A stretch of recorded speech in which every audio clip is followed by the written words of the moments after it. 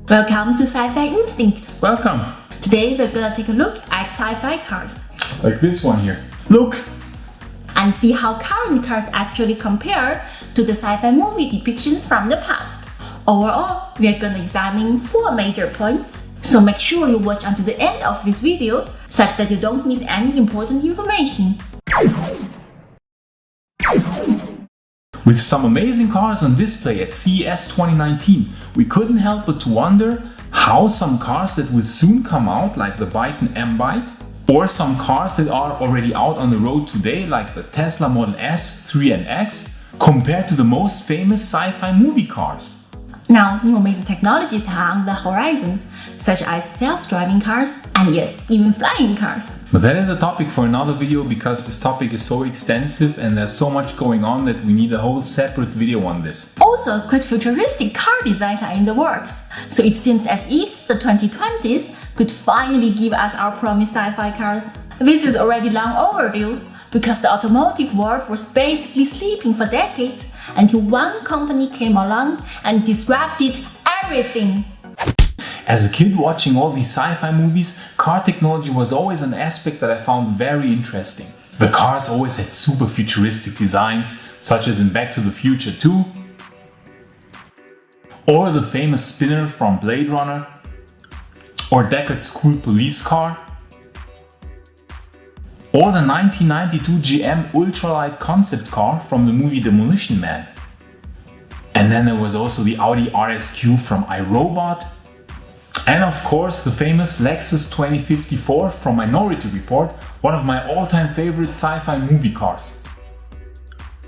Oh, and sure, my all-time favorite self-driving car, the famous Johnny Cab from Total Recall. But how about the cars from our time? Can they keep up with the sci-fi movie ones? Or are we again lagging behind the sci-fi visions? Like in the video where we compare cyberpunk to reality, which you can watch right here. Deckard's police car and the spinner from Blade Runner were both designed by legendary visual futurist Sid Mead, who also designed all the sets on the movie Blade Runner. His design style is so far ahead of our time that even by today's standards, we have no equivalent on the streets whatsoever comparable to the spinner from Blade Runner or Deckard's police car. It seems that the design language of cars is absolutely not developing into the direction envisioned by Sid Mead. Which is kinda sad because I would have totally bought one if it would exist. But you're not a Blade Runner! But I can become one! How? Police training.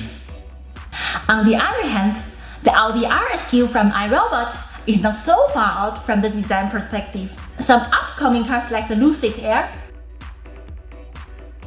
the Byton M-Byte from CES 2019 with its futuristic exterior and interior design. Wow, look at that huge screen! And the running joke Faraday Future, which in all likelihood will never see the light of day, are already getting pretty close to this style of futuristic design language. The 1992 GM ultralight concept from Demolition Man is also pretty close design-wise. In the movie it's portrayed to be an aerodynamically super efficient, electric and self-driving car. In reality we see more and more such aerodynamically efficiently shaped cars coming out, such as for example the Unity 1 from Swedish startup company Unity, where we by the way already have the key. Only the car is still missing! That small detail. So we see that design-wise we are already approaching some sci-fi movie cars, and the 2020s will certainly go even more into that direction. But something like the Lexus 2054 from Minority Report is still quite a ways off. Aerodynamically, it has a half drop shape, which is the most efficient shape a car can have. I think we will see cars slowly evolving into that direction, not for reasons of futuristic design, but for reasons of efficiency. The Tesla Model 3 and S have drag coefficients of 0.23 and 0.24 respectively. Compare this to a half drop shape with a coefficient of 0.09 and you see there's still a long way for optimizing. Just by reducing the air drag, we could significantly increase the range of modern electric cars and make them sci-fi looking at the same time. It's not by chance that the most futuristic looking cars that were ever produced, like the GM EV1 and the VW XL1, are also the most aerodynamic ones. Their drag coefficient is or was at 0.19. Self-driving cars are, together with flying cars, one of the most prominently featured car types in sci-fi. The funny Johnny Cab from Total Recall aside, some of the most prominent ones are again from Demolition Man. Self-drive on. Self-drive engaged. And the ones from Minority Report. The other sci-fi cars might also have these features, however they are not shown explicitly in the movies. With self-driving cars, many will first think of Kit from Knight Rider, who can not only drive himself, but who also has an advanced AI that can speak. Weirdly, AI assistants that can speak are also a thing that will come. Actually, one car is already out with an AI assistant, the NIO ES8, which is a full electric SUV currently sold in China. He even can cheer you up when you're sad and tell you a few funny jokes. These weird Chinese people. And self-driving wise, Tesla already has the autopilot, which, despite its name, is not a real self-driving autopilot yet. Well, there are 5 levels of autonomy for self-driving, and Tesla's autopilot is currently at level 2. Full self-driving capability that drives you around in the city, however, needs to be level 5. And this is quite a ways off still. I think this might maybe take 10 more years until it comes to market. The next generation of self-driving will be level 3 autonomy, which is basically full self-driving on the highway. Tesla cars will probably already have this feature within the next few years, because the autopilot is always updated, and the Byton M-Byte will also feature level 3 autonomy when it comes out in late 2019. So in this regard, the next years will be amazing. Yay! Yeah!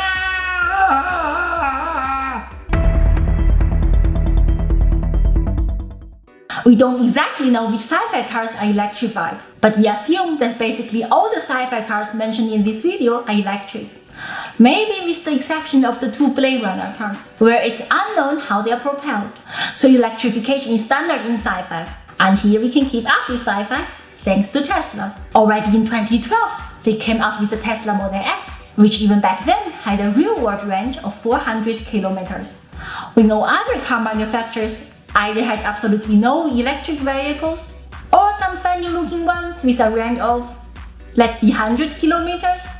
And even today, Tesla is in a league of its own. When the so-called Tesla killers like the Audi e-tron or the Mercedes EQC don't manage to have the acceleration over the range of a Tesla, it's pretty clear that Tesla will continue leading the technological advance regarding electric cars for quite a while. They will continue offering the highest range and the quickest acceleration, certainly for a long time. Take the 2020 Tesla Roadster for example, a range of 1,000 kilometers and from 0 to 100 in 2.1 seconds. That is some A-grade sci-fi stuff right there. No one can yet compete with them in that regard. This is when you think that even sci-fi dares to dream of. Again, we emphasize that we'll do a separate video on flying cars and take a close look at all the advances in that field. Here we want to focus on other technologies. Take digital instrument clusters for example. They were already prophesized in 1982 in Blade Runner. And now we indeed have cars that on the interior at least look super sci-fi. Like the Tesla Model S, which has the digital instrument cluster and this insane huge screen already since 2012. Again, far before other companies. And of course the extremely huge screen, we mentioned already, of the Byton M-Byte. Huge screen! We love gigantic screens, but stuff like the magnetically adhesive vehicles from Minority Report, which can drive up vertically large buildings, are still very far beyond our technology. Or the Audi RSQ, with its magnetically levitating spherical wheels. Here at least there already exist patents for such a propulsion system. This will enable an absolutely frictionless bearing of the spherical wheels and enable a car to move in every direction, even sideways. That is truly fascinating technology, which we might see someday, who knows? So we see, even though design-wise there's still a lot more room to get sci-fi here. Is that even a word? Upcoming cars will certainly look more and more futuristic. Self-driving cars are already here in parts and will become widespread until the late 2020s. On the electrification side, We are already quite advanced, thanks to Tesla again, and will become even more advanced, such that we will overtake sci-fi depictions, or probably have already overtaken them. And fancy-looking huge digital screens are already mainstream. Even AI assistants are coming. To sum it up, we think that already now we have some sci-fi elements in our cars. But the next decade will be insane. By the late 2020s, we will be living in a sci-fi automotive world. So we hope you enjoyed this video about sci-fi cars. Tell us in the comments below which is your favorite sci-fi car, the Lexus 2054, or Deckard's police car, or the Spinner, or the car from Demolition Man, or Johnny Cab from Total Recall. And of course, what is your favorite existing car or upcoming car that qualifies as being futuristic? The Tesla Model S, the Byton M-Byte, the Audi e-tron, the Jaguar I-Pace, the Trabi. It's also very futuristic.